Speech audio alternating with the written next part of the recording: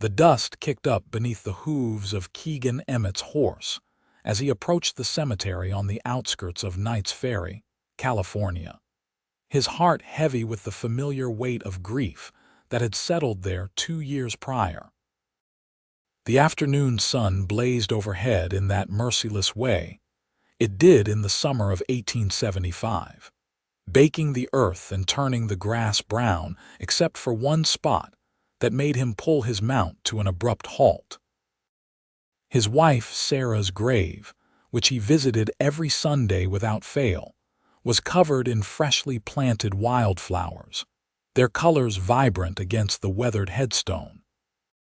Keegan dismounted slowly, his boots hitting the ground with a soft thud as he approached the grave with confusion etched across his sun-weathered face. He had been here just last week, and the plot had been bare except for the weeds he had pulled himself. Someone had not only planted flowers but had clearly watered them recently, given how the earth around them was still damp despite the heat.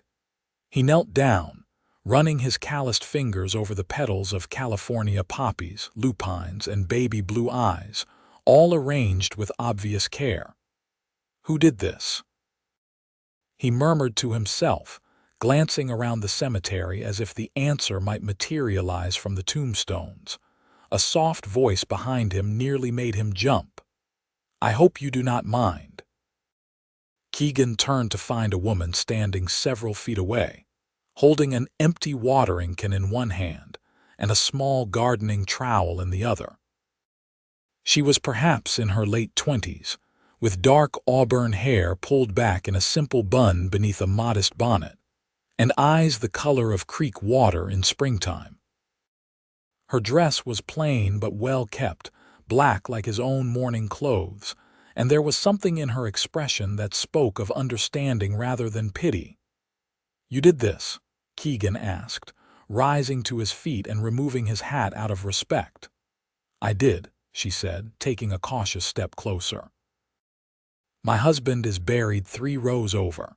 I come here twice a week to tend his grave, and I noticed yours was always so bare.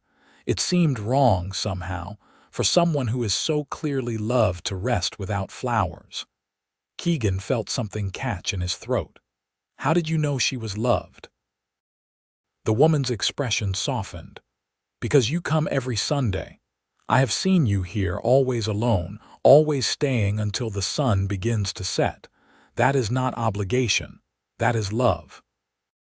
He looked back at the grave, at the riot of color now adorning it, and felt tears prick at his eyes for the first time in months.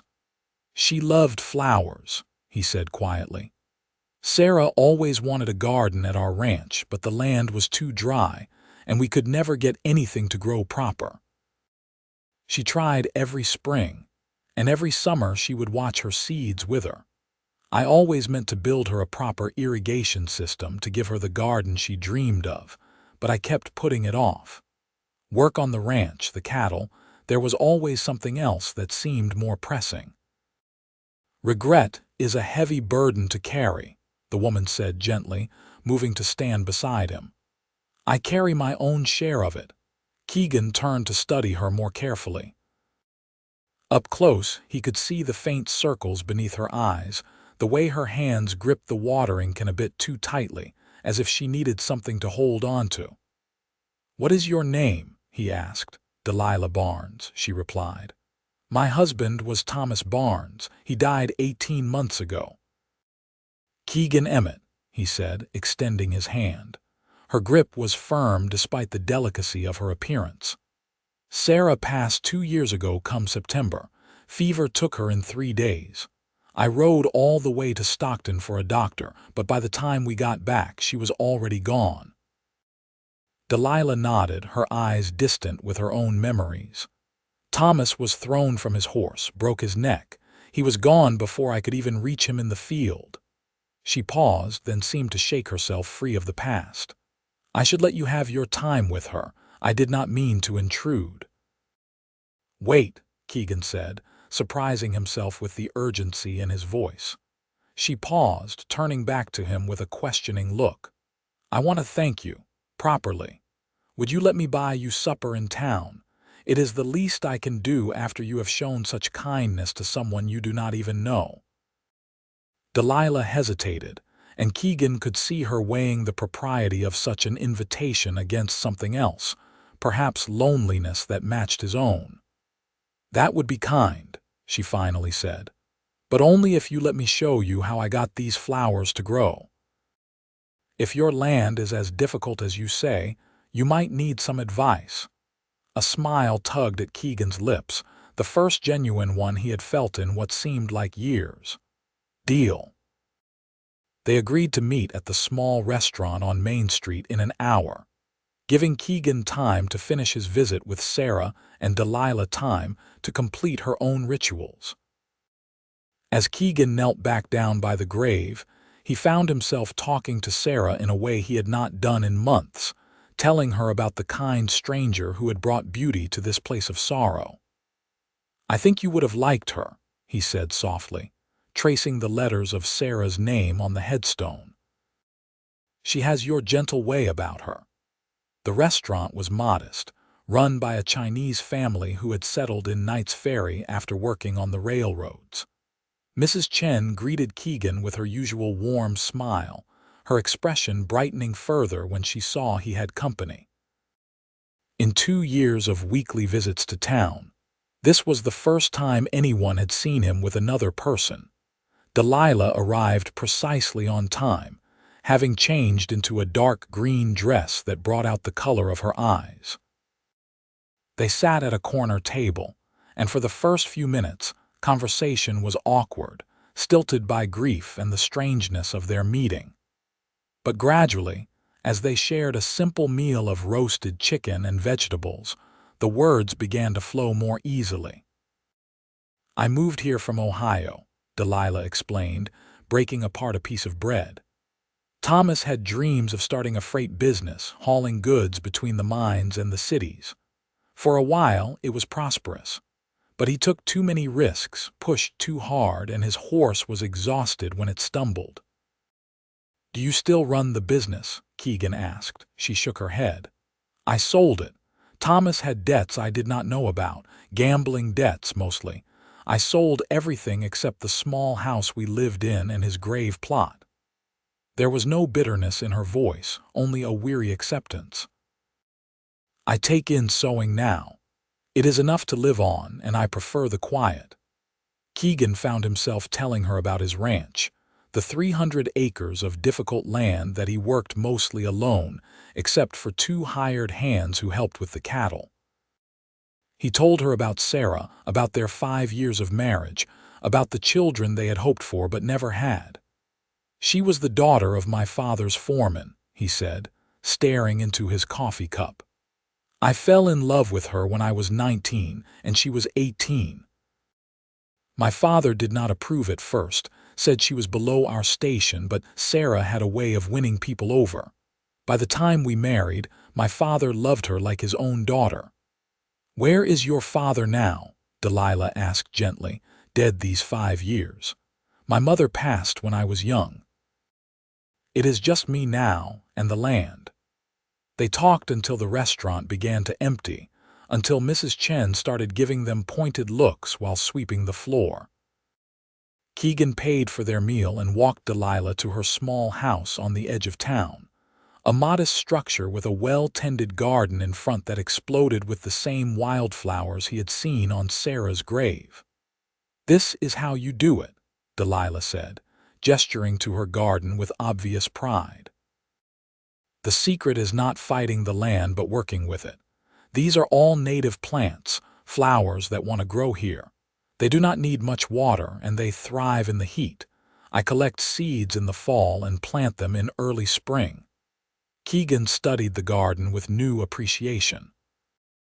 "Would you teach me?" he asked. "I would like to plant some at the ranch, for Sarah." Delilah's smile was gentle and understanding. "I would be happy to." Over the following weeks, Keegan found reasons to come to town more often than just his Sunday cemetery visits. Delilah would give him packets of seeds, advice on planting and care, and slowly they began to spend more time together. They would meet at the cemetery, tend their respective graves, and then walk into town together for a meal or simply to talk. The people of Knight's Ferry began to notice, of course. In a town of barely 300 souls, two young widows spending time together was bound to cause comment. Most of it was kind, hopeful even, but there were those who thought it too soon, who whispered about propriety and respect for the dead. Keegan's ranch foreman, a grizzled old cowboy named Pete who had worked for Keegan's father, was more direct. "People are talking," he said one morning as they mended a fence line. "Let them talk," Keegan replied, driving a post into the ground with more force than necessary.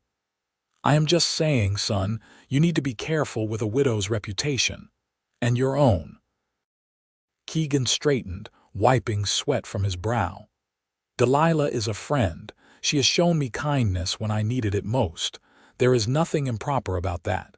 Pete held up his hands in surrender. "I am not saying there is. I am just saying be mindful. This town has a long memory and a short temper for scandal." But Keegan found he did not care what the town thought. For the first time since Sarah's death, he felt something other than the crushing weight of grief. Delilah made him laugh, made him think about something other than his loss. She understood his pain in a way no one else could because she carried the same burden. One Sunday, in late September, on the second anniversary of Sarah's death, Keegan arrived at the cemetery to find Delilah already there, kneeling by his wife's grave with fresh flowers in her hands. He stood back for a moment, watching her tend the plot with such care, and felt something shift in his chest. "You are early," he said softly, not wanting to startle her. Delilah looked up, shielding her eyes from the sun. "I thought you might want the company today." "I remember what the anniversaries feel like." Keegan helped her to her feet, and together they finished planting the flowers. When they were done, Keegan stood looking down at the grave for a long moment before speaking. "I loved her," he said. "I will always love her. But I think she would not want me to spend the rest of my life alone, trapped in the past." "No," Delilah agreed quietly. "I do not think she would." He turned to face her fully, his heart pounding in a way it had not done since he was a young man courting Sarah. "These months, getting to know you, they have meant more to me than I can properly express. You have brought light back into a world that had gone dark." Delilah's eyes glistened with unshed tears. "You have done the same for me." Thomas was not always kind, especially near the end when the debts and the drinking took hold. I grieved him, but I also felt relief, and that relief brought its own kind of guilt. You have helped me see that I can honor his memory without being chained to it." Keegan reached out slowly, giving her time to pull away if she wished, and took her hand in his. "Delilah, I know it is perhaps too soon that people will talk, but I find I do not care. Would you consider letting me court you? Properly, I mean with intention." A tear slipped down her cheek, but she was smiling. "Yes," she said simply. "Yes, I would like that very much." Their courtship was gentle and unhurried, two wounded souls learning to trust in happiness again. Keegan would ride into town twice a week, and they would walk together, have meals together, and slowly begin to build something new from the ashes of their losses. Delilah came to the ranch for the first time in October, and Keegan showed her the land with a mixture of pride and nervousness. He wanted her to love it as he did, to see its potential beneath the harsh reality of drought and difficult soil. "It is beautiful," she said, standing on the porch of his ranch house and looking out over the rolling hills dotted with cattle. "Harsh, but beautiful." "It can be lonely," Keegan admitted. "The nearest neighbor is 5 miles away. Town is 8 miles. In winter, sometimes we are snowed in for weeks." "I've grown accustomed to loneliness," Delilah said, "but I think it would be different being lonely together." He laughed at that, a real laugh that came from deep in his belly, and pulled her close. They had been careful about physical affection, mindful of both propriety and their own healing, but standing there on his porch with the October sun warm on their faces, Keegan kissed her for the first time.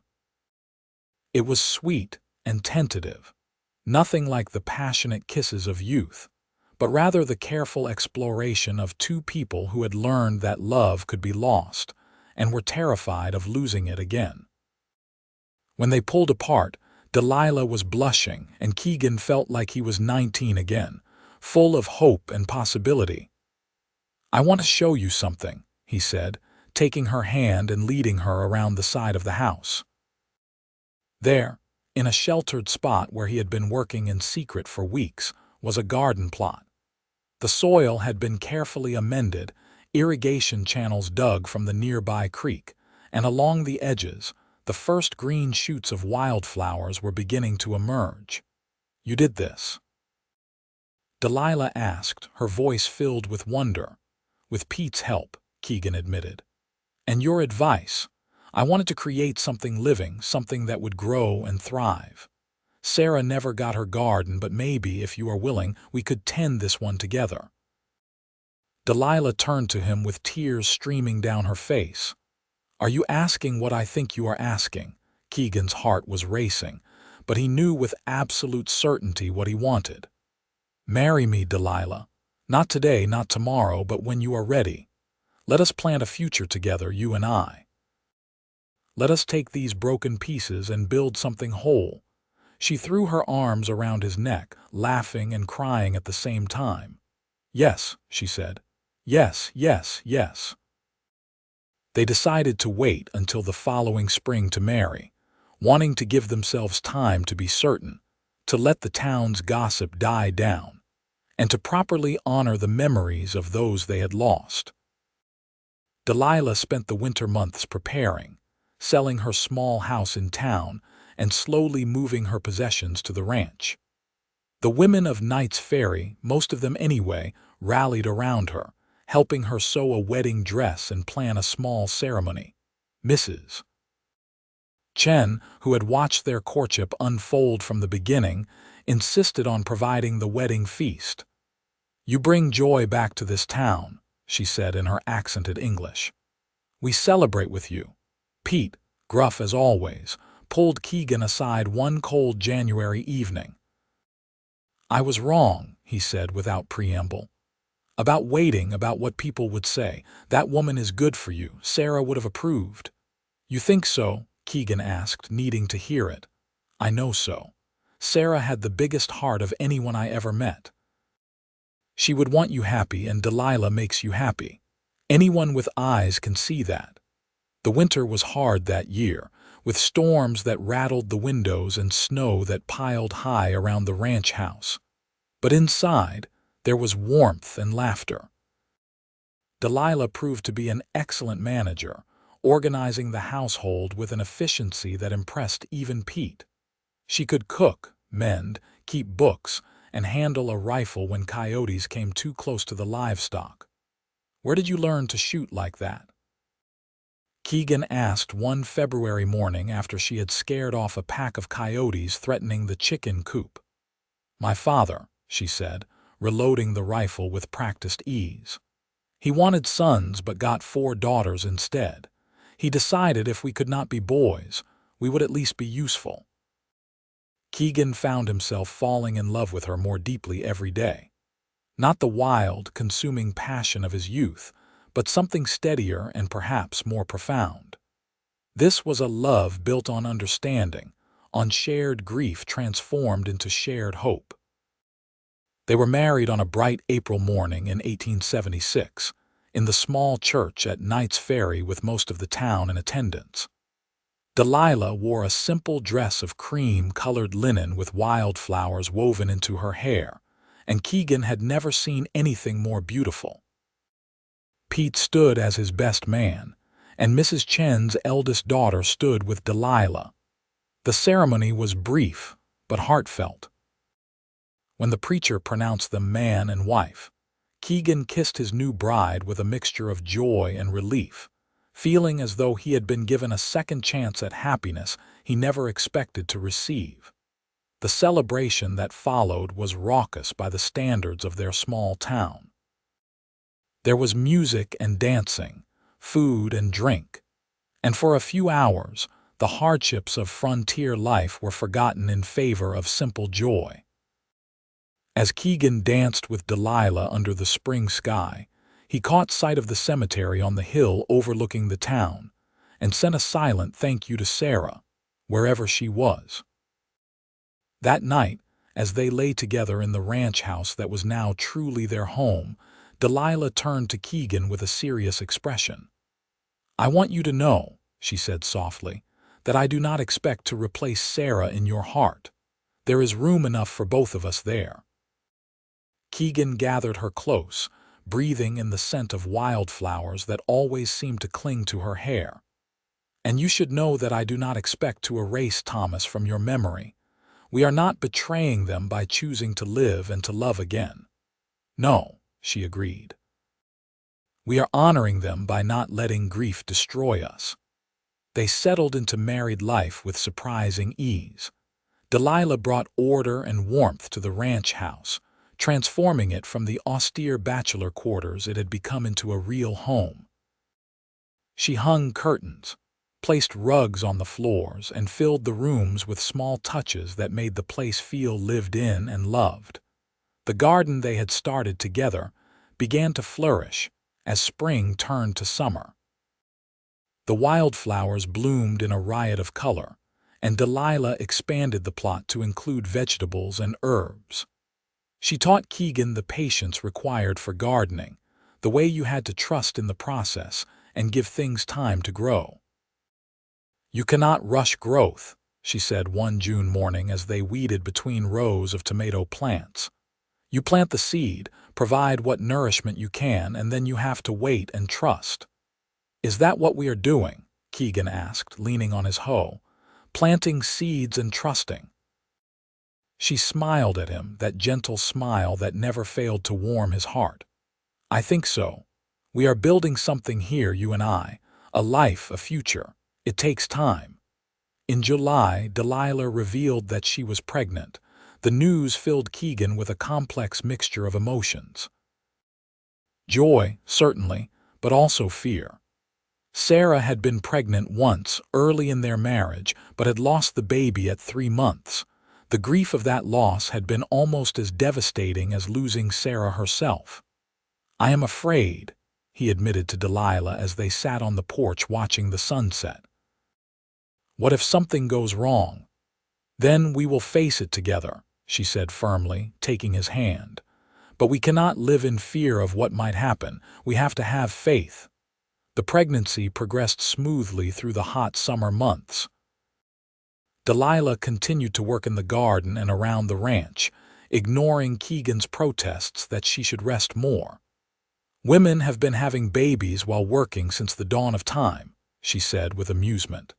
"I am not made of glass." In September, on what would have been the 3rd anniversary of Sarah's death, Keegan and Delilah rode together to the cemetery. Delilah, now 6 months pregnant and showing, moved more slowly than usual, but she insisted on planting fresh flowers on both Sarah's grave and Thomas's. "Do you think they would have liked each other?" Delilah asked as they finished their work. "Sarah and Thomas, I mean, if they had met in life." Keegan considered the question seriously. "I think Sarah would have seen the good in Thomas, the man he was before the debts and the drinking. She had a way of seeing the best in people." "Thomas could be charming when he wanted to be," Delilah said. "He swept me off my feet when we first met. I was young and naive and thought his grand dreams were romantic rather than reckless." She paused, her hand moving unconsciously to her swelling belly. "But I cannot regret marrying him entirely, because the path I walked led me here to you, to this new life we are building." "I feel the same," Keegan said. "Sarah's death nearly destroyed me, but if she had lived, I would never have met you. It feels wrong to be grateful for the path that required such loss, but I am grateful nonetheless." They stood together in the cemetery, hands linked, two survivors of grief learning to embrace hope.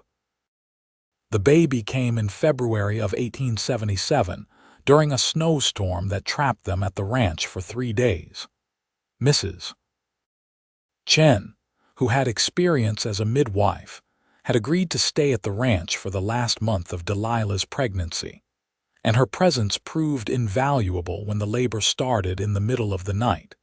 Keegan paced the main room of the house, while Mrs. Chen and Delilah worked in the bedroom.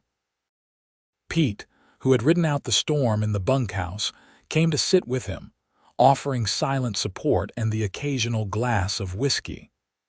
"First babies take time," Pete said gruffly. "My wife was in labor for near about 20 hours with our oldest." "I did not know you had children," Keegan said, grateful for the distraction. "3 sons, all grown now and scattered to the winds. My wife passed 10 years ago. You get through it, the grief, but you never really get over it." He paused, then added, "But you find ways to keep living, and that is what matters." Just before dawn, a baby's cry cut through the house, strong and healthy. Mrs. Chen emerged from the bedroom with a tired but radiant smile. "You have a son," she announced. "Big, healthy boy. Mother is tired but well." Keegan rushed into the bedroom to find Delilah propped up against pillows, her hair damp with sweat and her face pale but glowing with joy. In her arms was a red-faced infant with a shock of dark hair and lungs that could wake the dead. "Our son," she said, her voice hoarse from hours of labor.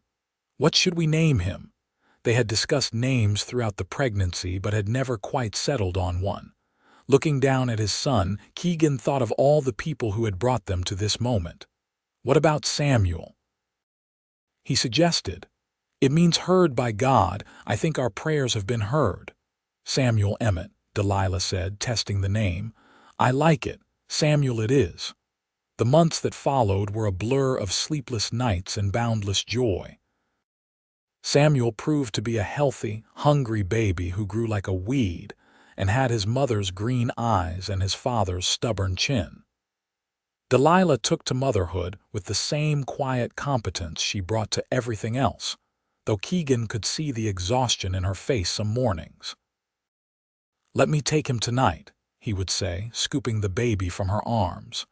"You need to sleep." They fell into a rhythm, sharing the work of the ranch and the baby, building their life together one day at a time. The garden continued to expand, and Delilah began selling her excess produce and seeds in town, bringing in extra income that helped improve the ranch.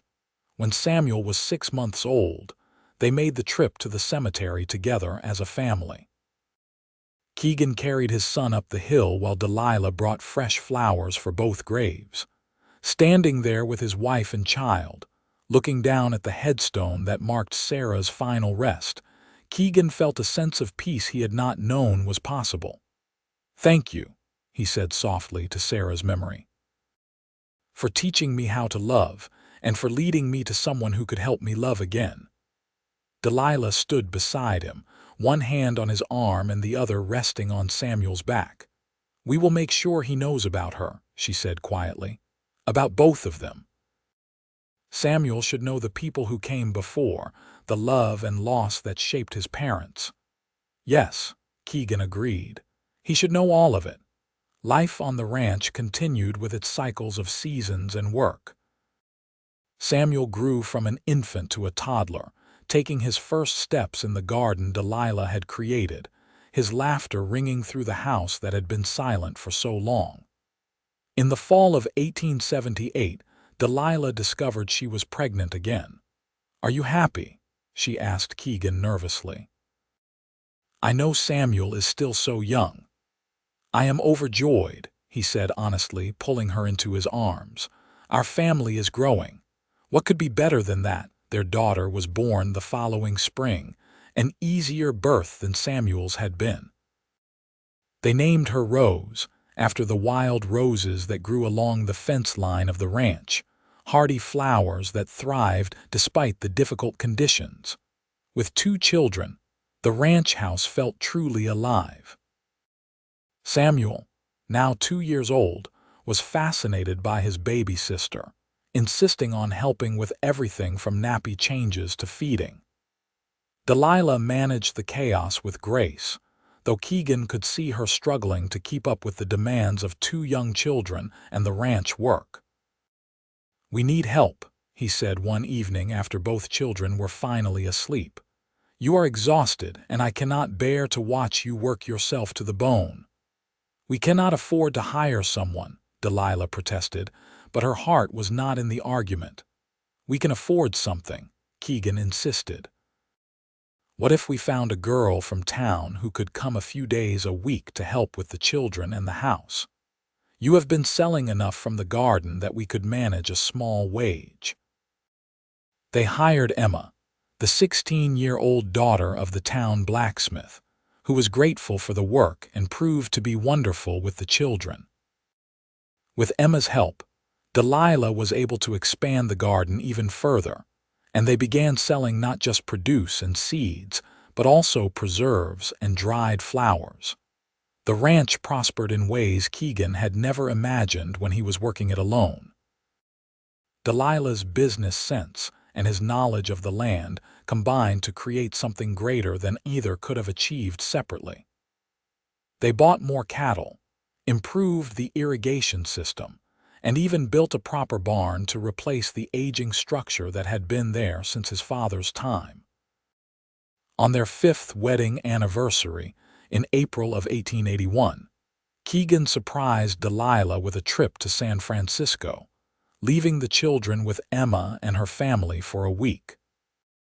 It was the first time either of them had been away from the ranch for more than a day since their marriage, and the city was a shock after years in the quiet of Knight's Ferry. They stayed in a modest hotel and spent their days exploring the bustling streets, visiting shops and restaurants, and marveling at how much the world had changed while they had been focused on their small corner of it. On their last evening, they walked along the waterfront, watching the ships come and go in the harbor. "Do you ever miss it?" Delilah asked. "The excitement of the city, the opportunities." Keegan shook his head. "This has been wonderful, but I am ready to go home. Home to our ranch, our children, our life. That is where I belong now." "Me too," she said, leaning against him as the sun set over the Pacific. "I never thought I could be this happy again. After Thomas died, after everything fell apart, I thought my life was over. But you showed me it was just beginning." They returned to Knight's Ferry to find the children healthy and the ranch running smoothly under Pete's supervision. Samuel, now 4 years old, had grown noticeably even in just a week, and Rose at 2 was talking in full sentences that delighted her parents. Life continued its steady rhythm through the years. Samuel started school in town, riding in with Keegan when he went for supplies. Rose proved to have her mother's gift for growing things, spending hours in the garden even as a small child. In 1883, Delilah gave birth to twin boys, James and Joseph, adding even more chaos and joy to the household. The ranch house, which had once seemed too large and empty for one grieving man, now felt almost too small for their growing family. Keegan and Pete spent a summer adding on 2 more bedrooms and enlarging the kitchen to accommodate Delilah's expanding preserve business. "Never thought I would see this place full of life again," Pete said one evening as they sat on the porch, watching Delilah and the children in the garden. "After Sarah died, I thought you would end up like me, alone and bitter." "I nearly did," Keegan admitted. "If Delilah had not planted those flowers, if she had not shown me that beauty could exist alongside grief, I do not know where I would be." "Well, she did, and you are here, and that is what matters," Pete said gruffly. In the fall of 1885, Pete passed away in his sleep, dying as quietly and without fuss as he had lived. His death hit Keegan hard, losing the last connection to his father and the ranch's early days. They buried him in the cemetery at Knight's Ferry, and Delilah planted wildflowers on his grave just as she continued to do for Sarah and Thomas. "He was a good man," she said as they stood by the fresh grave. "He loved you like a son." "I know," Keegan said, his voice thick with emotion. "I think he found peace at the end. He got to see the ranch thrive, got to see our children grow. That meant something to him." Samuel, now 8 years old, stood with them solemnly. He had loved Pete, who had taught him to ride and rope and all the skills a rancher's son needed. "Will we take care of his grave like we do the others?" he asked. "Every week," Keegan promised. "We will make sure he is never forgotten." The children grew, and the ranch continued to prosper. Samuel showed an aptitude for working with the cattle that delighted Keegan, while Rose took over more and more of the garden operations as she got older. The twins, rambunctious and inseparable, kept everyone on their toes with their endless energy and frequent mischief. In 1888, when Samuel was 11 and already as tall as his mother, he came to Keegan with a question. "Tell me about your first wife," he said. "About Sarah. I know you loved her, but I want to know more." Keegan and Delilah exchanged glances. They had always been honest with the children about their past, but Samuel had never asked for details before. That evening, they sat on the porch after the younger children were in bed, and Keegan told his son about Sarah. About their courtship and marriage, about her dreams and kindness, about the garden she never got to have. "You think she would have liked me?" Samuel asked. "She would have loved you," Keegan said with absolute certainty, "just as she would have loved all your siblings. Sarah had the biggest heart of anyone I ever knew." "But you love Mother too," Samuel said, looking at Delilah. "I do," Keegan confirmed. "Very much. Love is not a finite resource, son. You can love many people in different ways, and each love has its own place in your heart." Samuel seemed to consider this. "I am glad Mother planted those flowers," he finally said. "Otherwise we would not be here." "So am I," Keegan said, pulling his son close. "So am I." As the 1890s began, the ranch was more successful than it had ever been. Keegan had become a respected figure in the valley, known for his fair dealing and quality cattle. Delilah's garden business had expanded to the point where she was shipping preserves and seeds as far as Sacramento and Stockton. They had hired several full-time hands to help with the ranch work, and the small house Emma had grown up in was now home to her and her husband, who worked as Keegan's foreman. Rose, at 13, announced that she wanted to study botany and agriculture at the new University of California. Keegan, who had never finished his own schooling, was initially hesitant about sending his daughter so far away, but Delilah encouraged it. "Let her go," she said. "Let her learn and grow and become whatever she is meant to be. We cannot keep her here just because we will miss her." In the fall of 1893, they took Rose to Berkeley, helping her settle into the dormitories and meeting her professors. Seeing his daughter in that environment, so eager and bright and full of potential, filled Keegan with a pride he could barely articulate. "We did well," Delilah said as they rode the train back to Knight's Ferry. "All of them, but especially her. She is going to do amazing things." "We did do well," Keegan agreed, taking her hand. "But mostly you did well.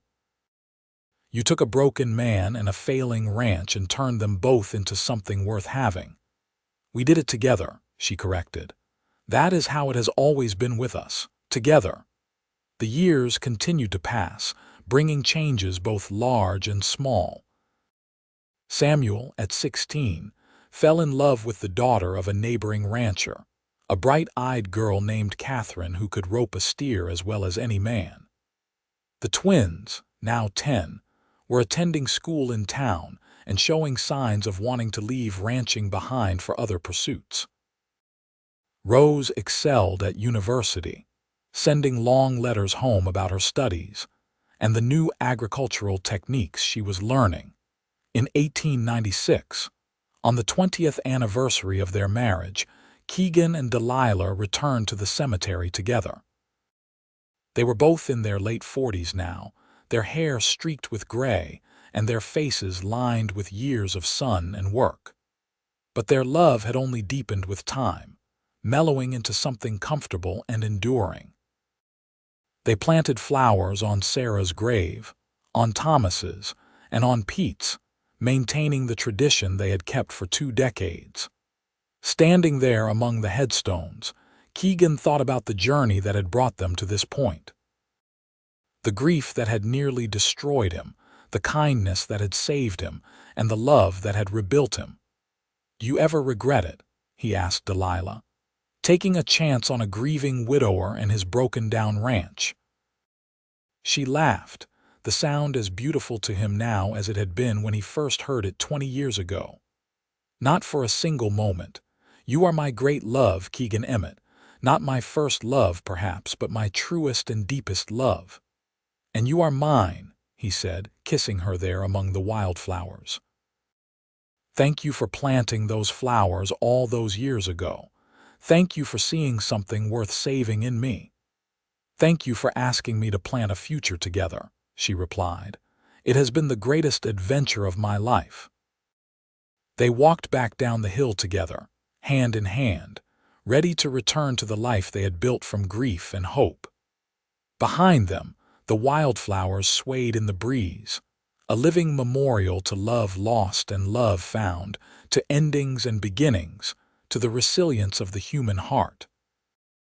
In 1897, Samuel married his Catherine in a ceremony that brought together ranchers from all over the valley. Keegan stood with his son, remembering his own wedding day more than 20 years earlier, and felt the circle of life completing itself. Rose returned from university with a degree and a job offer to work with the agricultural department studying drought-resistant crops. The twins, at 14, had decided they wanted to study law, of all things, inspired by a circuit judge who visited Knight's Ferry regularly. The ranch house, expanded and improved over the years, was filled with family for the wedding celebration. Keegan stood on the porch watching his children and his wife, watching the community they had built around themselves, and felt a profound sense of gratitude. This life, this family, this love had all grown from the simple act of one woman planting flowers on a stranger's grave. Delilah came to stand beside him, slipping her hand into his with the easy familiarity of decades together. "What are you thinking about?" she asked. "Everything," he said. "How far we have come, how much we have built. How grateful I am for every moment, even the painful ones, because they led me to you." "Sentimental old man," she teased gently, but her eyes were bright with unshed tears. "Your sentimental old man," he corrected, pulling her close. They stood together watching the party, watching their children and the life they had created. Two souls who had found each other in the darkest of times and built something beautiful from the ashes of their grief. As the sun set over the California hills, painting the sky in shades of gold and purple, Keegan thought about Sarah, about Thomas, about Pete, and all the people who had shaped their journey. They were gone but not forgotten, their memories woven into the fabric of the family that stood before him. The wildflowers in Delilah's garden swayed in the evening breeze, hardy and beautiful, thriving in difficult soil just as their love had thrived through difficult times. They had planted a future together, Keegan and Delilah, and it had grown beyond anything either of them could have imagined on that day 21 years ago when a widow planted flowers on a dead woman's grave, and a grieving man asked her to help him hope again. In the years that followed, as the 19th century gave way to the 20th, Keegan and Delilah grew old together with the same grace they had brought to everything else in their life. They watched their grandchildren born and raised, saw the ranch continue to prosper under Samuel's management, and took pride in Rose's accomplishments, as she became a leading expert in California agriculture. The twins did indeed become lawyers, opening a practice together in Sacramento, but returning to Knights Ferry often to visit their parents and the ranch where they had grown up. The house that had once been too empty for one man was now filled regularly with children and grandchildren, with laughter and love, and all the messy, beautiful chaos of a large family. Keegan and Delilah still made their weekly trip to the cemetery, though it took them longer now, their steps slower and more careful. They still planted flowers on the graves of those who had come before, still tended the memory of lost loves with the same care they had shown from the beginning. On their 30th anniversary in 1906, when Keegan was 56 and Delilah 57, they renewed their vows in the same church where they had been married 3 decades earlier. Their children and grandchildren surrounded them, along with half the town of Knights Ferry, which had grown and changed along with them but still remembered the love story that had begun in a cemetery. "I would do it all again," Keegan said during the small reception that followed. "Every moment of grief, every hardship, every difficult season, if it meant I got to spend these 30 years with you." "As would I," Delilah said, her eyes still as green and bright as they had been when he first saw her with a watering can in her hand. "You are my home, Keegan Emmett. You and this land and this family we built together." They danced that evening, moving slowly to music played on a piano that Rose had bought for the ranch house, and Keegan marveled at how life could surprise you. How grief could transform into joy, how endings could become beginnings, and how one small act of kindness could change the trajectory of 2 lives. As they grew older still, they gradually handed over more and more of the ranch operations to Samuel and his wife, content to spend their days in the garden and with their grandchildren. Delilah, even in her 60s, continued to experiment with new plants and techniques, her curious mind never resting. Keegan, his body worn from decades of ranch work but his spirit still strong, took pleasure in teaching his grandchildren about the land and the cattle, passing down generations of knowledge. In the spring of 1912, when Keegan was 62 and Delilah 63, they planted a new garden together. Not at the ranch, but at the cemetery, creating a memorial garden around the graves of Sarah, Thomas, and Pete. They used all native wildflowers, the hardy plants that Delilah had loved from the beginning, creating a riot of color that could be seen from the town below. "This feels right," Delilah said as they finished the planting, "honoring all of them, all the love and loss that brought us together." "It does," Keegan agreed. "They would all approve, I think. They would be happy we found each other, that we built something good from something painful." They sat together on a bench Keegan had built and placed in the memorial garden, holding hands and watching the sun set over the valley they had called home for so many years. The wildflowers swayed around them, eternal and resilient, a fitting tribute to the power of love to endure through all seasons. As the years rolled on into Keegan and Delilah's later life, they found a peaceful rhythm in their days. The ranch continued to thrive under Samuel's capable management, while Rose's work in agriculture brought recognition to the entire family. The twins had become successful lawyers in Sacramento, and all of their children had blessed them with numerous grandchildren who filled their lives with joy. Keegan still rose early each morning, though he no longer worked the ranch as he once had. Instead, he would sit on the porch with his coffee, watching the sun rise over the land he had called home for over 6 decades. Delilah would join him, bringing fresh bread from the oven, and they would talk about their plans for the day, their grandchildren, and sometimes, in the quiet moments, about the journey that had brought them together. "You remember that first day?" Delilah asked one morning in the summer of 1918. They were both 68 years old now, their bodies slower but their minds still sharp. "When you found the flowers I had planted, I remember everything about that day," Keegan said.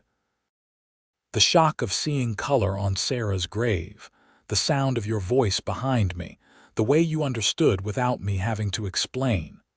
I remember thinking that maybe, just maybe, I might survive after all. I was so nervous approaching you," Delilah admitted.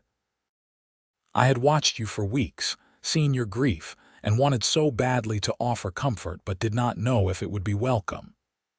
"It was the greatest gift anyone has ever given me," Keegan said. "Not just the flowers, but the hope they represented, the possibility of beauty existing alongside sorrow." They fell silent, comfortable in each other's presence as they had been for over 40 years. A grandchild's laughter drifted up from the barn where Samuel was teaching the next generation about ranch work, and Delilah smiled. "We have been blessed," she said simply. "We have," Keegan agreed. "More than I ever imagined possible." As they entered their 70s, Keegan and Delilah remained active in the community and the ranch, though their participation became more advisory than physical. They were the patriarch and matriarch of a large, sprawling family that had become integral to Knight's Ferry's identity. The ranch employed dozens of people, and Delilah's agricultural innovations had helped other farmers in the valley improve their yields. In 1921, on their 45th wedding anniversary, the town of Knight's Ferry threw them a celebration in the main square.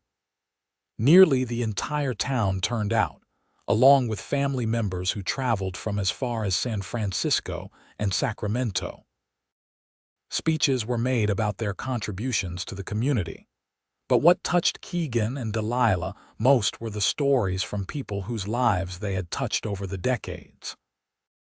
A woman stood up and told how Delilah had taught her to garden after her husband died, giving her a way to support herself and her children. A young man spoke of how Keegan had given him a job on the ranch when he was at his lowest, teaching him not just ranching but also integrity and honor. Story after story, painting a picture of two lives lived in service to others, built on the foundation of love that had grown from shared grief. "I never knew," Delilah whispered to Keegan as they listened. "I never realized we had touched so many lives." "We just lived our lives the best we knew how," Keegan replied. "But I suppose that is enough sometimes. Just showing up, being present, offering kindness when we can." As they moved into their mid-70s, health challenges began to emerge.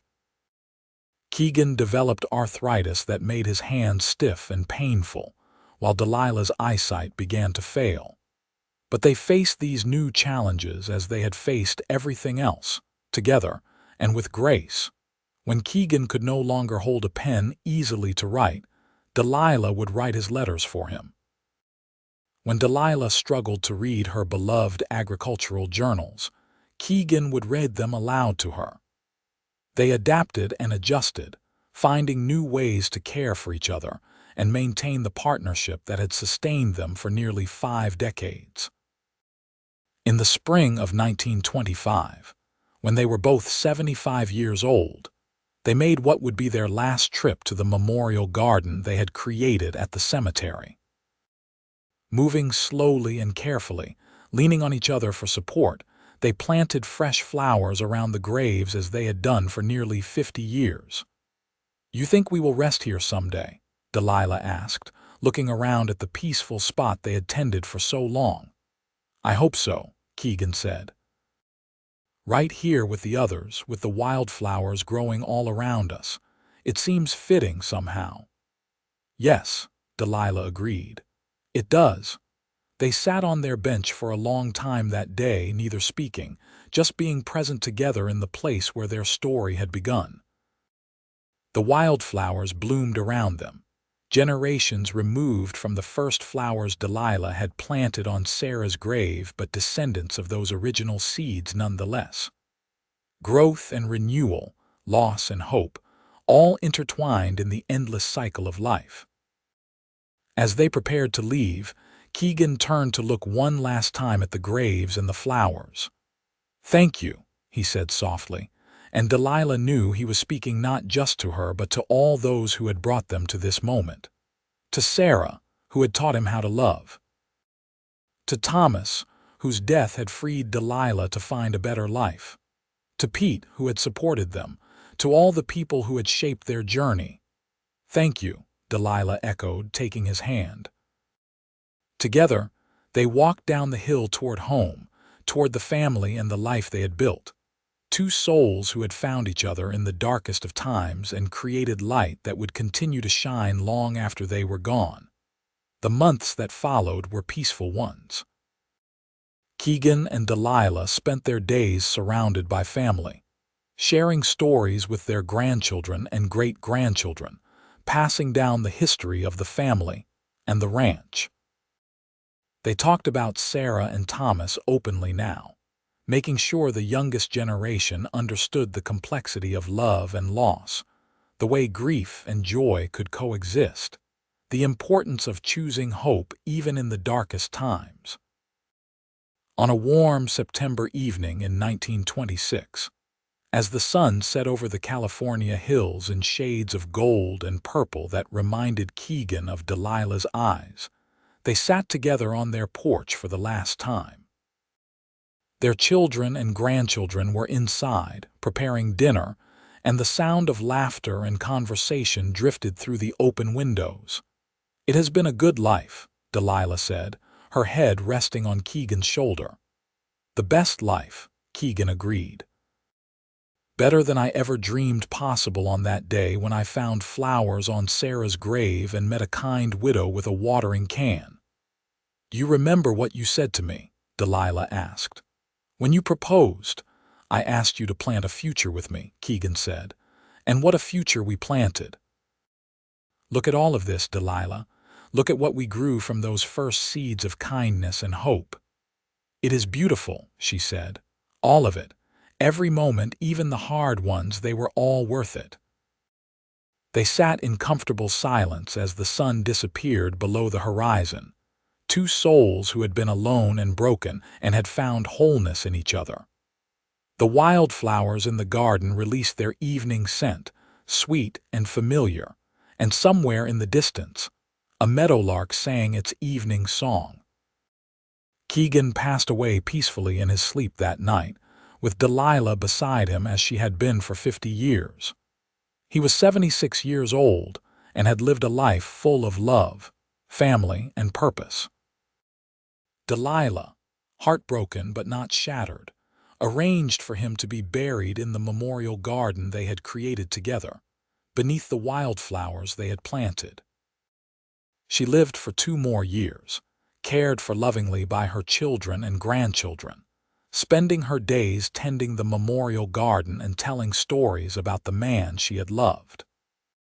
She spoke of both her husbands to anyone who would listen, honest about the difficulties with Thomas but also about the good times, and endlessly eloquent about her life with Keegan. "He saved me," she would say, "and I saved him. That is what love does when it is real. It saves us from ourselves, from our grief, from the darkness that threatens to consume us. It gives us a reason to keep going, to keep planting seeds even when we are not sure they will grow." In the spring of 1928, as the wildflowers she had planted bloomed in their annual glory, Delilah passed away in her sleep, surrounded by family. She was 78 years old. They buried her beside Keegan in the memorial garden, and their children planted wildflowers on both graves, continuing the tradition that had started more than 50 years earlier. The memorial garden became a beloved spot in Knight's Ferry, tended by generations of the Emmett family. Samuel and his children maintained it after his parents' deaths, and their children after them. The wildflowers continued to bloom year after year, hardy and resilient, a living testament to the power of love to transform grief into hope, ending into beginning, loss into eternal beauty. The ranch continued to prosper under family management for decades, and Delilah's agricultural innovations influenced farming practices throughout California. Rose became a professor at the University of California, teaching new generations of farmers about working with the land rather than against it. The twins' legal practice grew into one of the most respected in the state. But perhaps the greatest legacy Keegan and Delilah left was the simple story of their love. How a widow had planted flowers on a stranger's grave, and a grieving man had asked her to plant a future with him. How two broken people had found each other and built something whole. How kindness and hope could transform lives and create ripples that extended far beyond what anyone could imagine. Their grandchildren told the story to their children, who told it to their children, each generation adding their own chapter to the family history, but always coming back to that central truth. Love, offered freely and accepted gratefully, has the power to redeem and restore. It can take the ashes of grief, and from them grow something beautiful and lasting, something that endures through all seasons and weathers all storms. In Knight's Ferry, California, in a small cemetery on a hill overlooking the valley, wildflowers still bloom every spring around 6 graves. Sarah Emmett, who died too young but taught her husband how to love. Thomas Barnes, whose weaknesses freed his wife to find strength. Pete, the faithful friend who saw the family through its difficult early days. And Keegan and Delilah Emmett, who found each other in the darkest of times and built a love that would echo through generations. The flowers bloom year after year, native wildflowers that need little care, that thrive in difficult soil, that endure through drought and storm.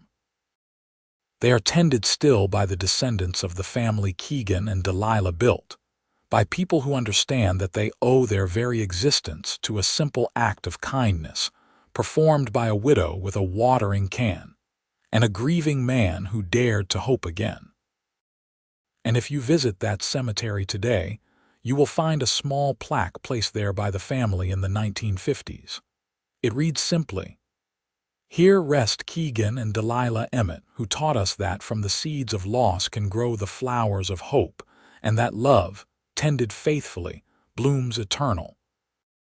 Their story continues to inspire, a reminder that even in our darkest moments when grief threatens to overwhelm us, there is always the possibility of hope, that a small act of kindness can change a life.